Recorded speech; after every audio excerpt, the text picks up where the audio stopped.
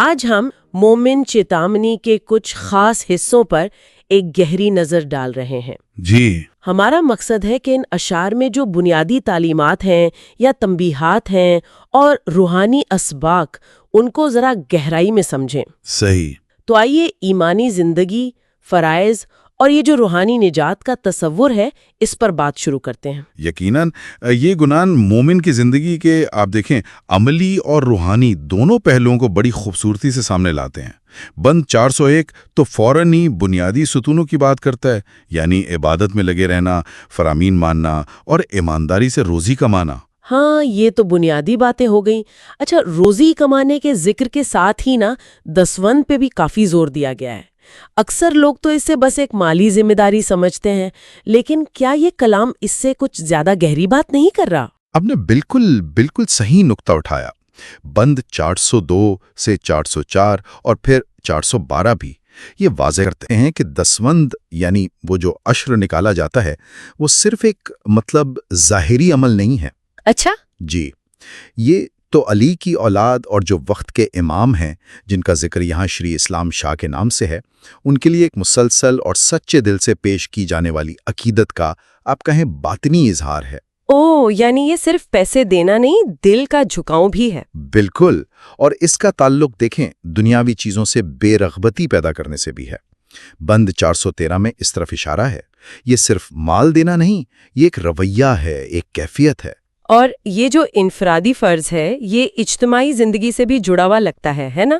جیسے جماعت خانے میں باقاعدگی سے جانا، بزرگوں سے دینی گفتگو کرنا، دعا میں شامل ہونا، ان سب کی بھی تاکید ہے۔ جی ہاں، بالکل۔ اور یہاں اہم بات یہ سمجھنا ہے کہ یہ مل جل کر بیٹھنا ایمان کو کیسے طاقت دیتا ہے۔ گنان میں اسے روحانی کاروبار کہا گیا ہے۔ روحانی کاروبار، یہ دلچسپ ہے۔ جی، ایک ایسا لین دین جہاں مل بیٹھنے سے، ذکر کرنے سے، سیکھنے سکھانے سے، گناہوں اور دنیاوی فکروں سے آپ کہیں نجات ملتی ہے۔ جماعت گویا ایک دوسرے کی مدد اور سہارے کا ذریعہ بن جاتی ہے۔ صحیح۔ اچھا، ان انفرادی اور اجتماعی فرائض کی بنیاد پر کلام ایک بڑی واضح تمثیل بھی پیش کرتا ہے، وہ جو 36 کروڑ روحوں کی کہانی ہے، جس میں 12 کروڑ کو نجات ملتی ہے اور 24 کروڑ بھٹک جاتے ہیں۔ جی، بند 408 میں۔ ہاں، تو ان 12 کروڑ کی کامیابی کا راز کیا بتایا گیا ہے؟ وہ کیسے کامیاب ہوئے؟ دیکھیں، بند 409 کے مطابق ان 12 کروڑ خوش نصیبوں نے اپنے دین کو اور وقت کے امام کو پہچانا۔ وہ اپنے فرائض پوری پابندی سے ادا کرتے رہے اور اسی وجہ سے انہیں نورانی دیدار نصیب ہوا، یعنی امام کا وہ روشن روحانی جلوہ۔ تو پھر باقی جو 24 کروڑ تھے، ان کی ناکامی کی کیا وجوہات تھیں؟ متن تو لگتا ہے کئی چیزوں کی طرف اشارہ کر رہا ہے۔ جی، اصل میں کئی اسباب ہیں۔ بنیادی طور پر بند 410، 411، 413، 416 اور 417 میں ان کا خلاصہ ملتا ہے۔ ایک تو یہ کہ انہوں نے شکوک و شبہات کو جگہ دی، خاص طور پر دسوند جیسے اہم فرض کے بارے میں۔ اچھا، شکوک۔ جی، پھر وہ دنیاوی معاملات اور لذتوں میں آپ کہیں الجھ گئے۔ وقت کے امام یعنی شری اسلام شاہ ان کو پہچان نہیں سکے، بلکہ ان کے بارے میں برا بھلا بھی کہا، اور جو پیر تھے یعنی روحانی رہنما، اس سیاق میں غالباً امام شاہ خود، ان کی تعلیمات کو انہوں نے نظر انداز کر دیا۔ تو اس کا نتیجہ کیا نکلا؟ نتیجہ بند 414 اور 415 بتاتے ہیں کہ ان کی روحانی ترقی وہیں کی وہیں رک گئی، آگے نہیں بڑھ سکی۔ ان خطرات کو مزید واضح کرنے کے لیے کلام میں کچھ بہت ہی مؤثر تشبیہات بھی استعمال ہوئی ہیں، جیسے وہ فرامین پر شک کرنا سمندر کے بیچ میں کشتی الٹنے جیسا ہے۔ جی، بند 419۔ ہاں، اور دنیاوی زندگی کو جھوٹے وعدوں کا گہرا سمندر کہا گیا ہے۔ یہ درست ہے، اور یہ جو ڈگتی کشتی والی تشبیہ ہے یہ خاص طور پر غور طلب ہے۔ بند 421 سے 425 تک اس کی وضاحت ملتی ہے کہ کشتی ڈوبتی کیوں ہے۔ کیوں ڈوبتی ہے؟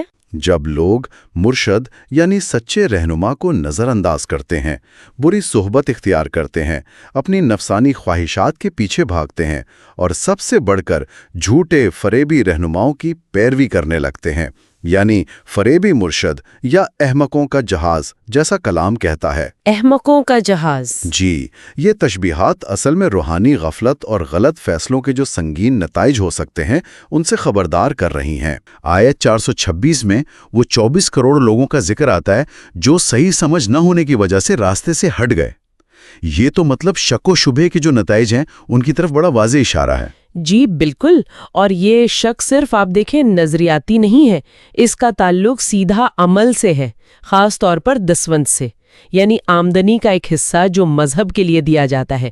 آیت 427 اور 428 تو صاف کہتی ہیں کہ دسوند دیتے وقت شک کرنا یا دنیا کی محبت میں پڑنا یہ انسان کو غلط قسم کے رہنماؤں یعنی جھوٹے گروؤں تک لے جاتا ہے جو خود ہی گمراہ ہیں۔ اب وہ بھلا نجات کیسے دلائیں گے؟ اچھا، تو یہ بات صرف عقیدے کی نہیں رہی بلکہ عملی زندگی اور انسان کس کی صحبت میں ہے اس پر بھی اثر ڈالتی ہے۔ اسی حوالے سے ست پن یعنی جو سچا راستہ ہے وہ ایک بہت ہی الگ دعویٰ کرتا نظر آتا ہے۔ آیت 429 میں جیسے ہے کہ دوسرے راستے شاید عارضی جنت تک لے جائیں مگر صرف ست پن ہی امر پوری یعنی ہمیشہ کی نجات تک پہنچاتا ہے۔ جی ہاں بالکل، اور اس بات کو ثابت کرنے کے لیے آپ دیکھیں 12 کروڑ مومنوں کی مثال بھی دی گئی ہے آیات 430 سے 432 میں، جنہوں نے 3 شرطیں پوری کی۔ ایک تو سچے دل سے دسوند دی، دوسرا امام کے فرمان پر پوری طرح عمل کیا، اور تیسرا جو بہت اہم ہے امام کو خدا کا مظہر مانا۔ تو یہ صرف مان لینا نہیں ہے، یہ مکمل سپردگی ہے۔ اہم بات یہ نکلتی ہے کہ ست پنے کے مطابق نجات کا راستہ بڑا واضح اور متعین ہے۔ صحیح کہا، یہ واقعی گہری بات ہے۔ آگے چلیں تو آیات 433 سے 435 میں ایک بڑی دلچسپ مثال، ایک استعارہ استعمال ہوا ہے۔ ست پنہوں کو ایک کشتی کہا گیا ہے، اس کی کیا وضاحت ہے؟ جی یہ بہت کلیدی استعارہ ہے۔ دیکھیں اس کشتی کے مالک تو سچے مرشد ہیں، ست گرو، لیکن کپتان وہ خود وقت کے امام ہیں، شریع اسلام شاہ، اور ان کے مددگار یا جہاز کے ساتھی کہہ لیں وہ پیر صدر الدین ہیں۔ مگر اہم بات یہ ہے کہ یہ کشتی چلتی کیسے ہے؟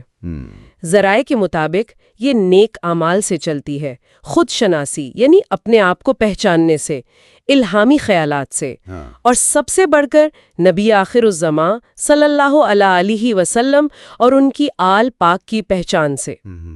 یعنی یہ جو نجات کا سفر ہے نا، یہ باقاعدہ ایک منظم اور فعال عمل ہے، صرف خواہش نہیں۔ تو یہ تو نجات کو ایک اجتماعی منظم سفر بنا دیتا ہے جس میں ہر ایک کا اپنا کردار ہے۔ اسی سلسلے میں پیروں کا کردار بھی بہت نمایاں لگتا ہے۔ پیر صدر الدین کا خاص طور پر ذکر ہے۔ بالکل، آیت 436 میں پیر صدر الدین کو ایک خاص انداز سے پیش کیا گیا ہے۔ انہیں برہما سے تشبیہ دی گئی ہے جو ہندو روایت میں تخلیق اور آپ کہیں رہنمائی کی علامت ہے۔ یہاں ان کا کردار یہ بتایا گیا ہے کہ وہ روحوں کو بھوسا گر یعنی دنیا کے سمندر سے پار کروا کر امام وقت شریع اسلام شاہ تک پہنچاتے ہیں۔ یہ ان کی روحانی رہنمائی کی جو اہمیت ہے اسے واضح کرتا ہے۔ اور پھر پیر حسن کبیر الدین کا بھی ذکر ملتا ہے آیات 438 سے 443 میں۔ ان کی مثال کس طرح دی گئی ہے؟ جی پیر حسن کبیر الدین کو پیر صدر الدین کا سچا پیروکار دکھایا گیا ہے، جنہوں نے بہت عاجزی اور لگن سے اپنے رب یعنی امام وقت کی خدمت کی۔ ان کی خاص بات یہ بتائی گئی ہے کہ انہوں نے ہر زمانے میں علی کو پہچانا یعنی وقت کے امام کو پہچانا اور ان کے فرمان پر چلے۔ یہ بات بار بار آتی ہے کہ ہر دور میں امام کی پہچان کتنی ضروری ہے۔ اچھا، کائنات اور الہیات کے بارے میں بھی کچھ نکات ہیں ان آیات میں 444 سے 450 تک۔ ان کا خلاصہ کیا ہے اور وہ امام کی پہچان سے کیسے جڑتے ہیں؟ دراصل ان آیات میں ایک خاص کائناتی نظریہ ملتا ہے کہ برہما، وشنو، مہیشور یہ بنیادی طور پر ایک ہی نور یعنی وشنو سے ہیں، اور موجودہ دور جو ہے کلی یگ، اس میں گرو برہما نے نبی محمد صلی اللہ علیہ وآلہ وسلم کی صورت میں ظہور فرمایا، اور پیر صدر الدین اور پیر حسن کبیر الدین اسی نسل سے ہیں۔ لیکن ان سب تفصیلات کا جو مرکزی نقطہ ہے نا وہ ایک ہی ہے، خدا کا حقیقی مظہر کون ہے، وقت کا امام یعنی حضرت علی اور ان کی نسل سے جو موجودہ امام ہیں شریع اسلام شاہ، ان کو پہچاننا اور ان کی پیروی کرنا۔ یہ ساری کائناتی باتیں اسی مرکزی پہچان کو آپ کہیں مضبوط کرتی ہیں۔ تو اگر ہم ان تمام آیات کا ایک طرح سے نچوڑ نکالیں تو پیغام یہ بنتا ہے کہ نجات کا راستہ مکمل سپردگی میں ہے، سچی نیت سے دسوند دینے میں ہے، امام وقت کے فرمان پر بغیر کسی شک کے عمل کرنے میں ہے، اور سچے رہنماؤں یعنی پیروں اور خاص طور پر وقت کے حاضر امام شری اسلام شاہ کو علی کا مظہر مان کر پہچاننے میں ہے۔ بالکل درست کہا آپ نے۔ 70 پن کو ایک ایسے متعین راستے یا جیسے وہ کشتی کی مثال تھی اس طور پر پیش کیا گیا ہے جس کا مقصد ہمیشہ کی نجات یعنی امر پوری ہے، اور اس سفر کی کامیابی کا سارا دار و مدار کشتی کے کپتان یعنی امام وقت پر کامل ایمان رکھنے پر ہے اور دنیاوی چیزوں سے دل نہ لگانے پر، اور ان کے جو مقررہ کردہ رہنما ہے یعنی پیر ان کی پیروی پر ہے۔ آخر میں ایک سوال سا ذہن میں آتا ہے غور کرنے کے لیے۔ یہ آیات بار بار ہر دور میں الہی رہنما یعنی امام کی پہچان کی ضرورت پر زور دیتی ہیں۔ تو آج کے دور میں عملی زندگی کی جو مصروفیات ہیں ان سب کے بیچ ایک مومن کے لیے اس مسلسل روحانی پہچان کو قائم رکھنے کا عملی مطلب کیا ہو سکتا ہے؟ یہ ایک نقطہ ہے جس کو شاید ان آیات کی روشنی میں مزید سوچا جا سکتا ہے۔